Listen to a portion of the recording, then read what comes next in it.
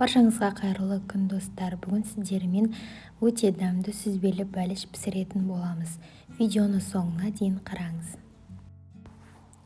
Ең алдымен 2 жұмыртқаға шекерімізді қосып миксерлейміз.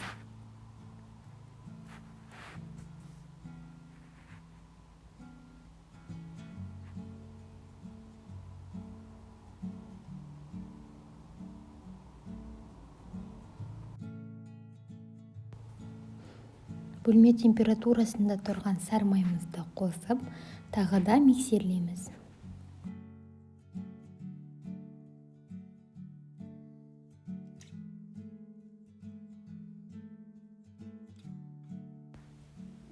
Ал енді ұнымызға қопсытқышымызды қосып араластырамыз. Бұл бізге қамырымызды жақсы көтерілу үшін қажет.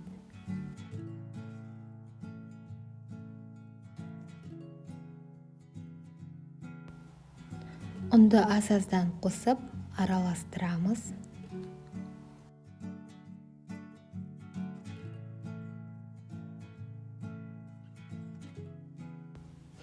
Өзімізге қажет мөлшерде ұнды қосқаннан кейін қолымызбен жұмсақ қамыр илейміз.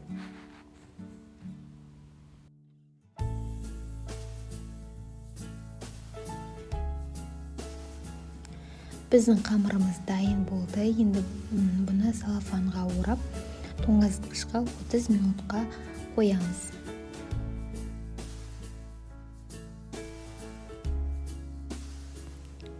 Қамырымыз дайын болғанша салмасын дайындаймыз. Сүзбемізге жұмыртқа, қант, қаймақ қосып миксерлейміз.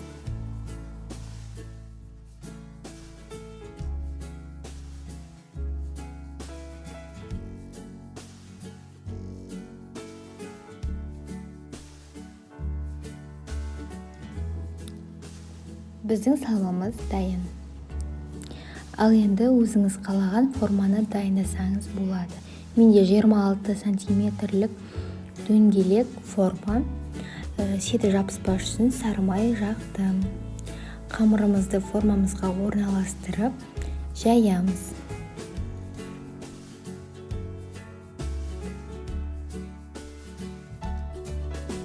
Қамырымыздың үстіне салмамызды құямыз.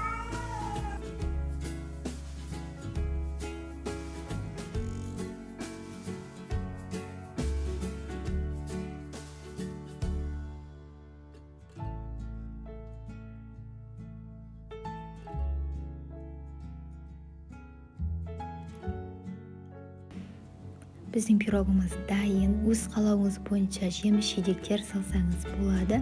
Мен малина салып жатырмын, бірақ бұл міндетті емес. Өзіңіз қалауыңыз бойынша пісіруіңізге болады.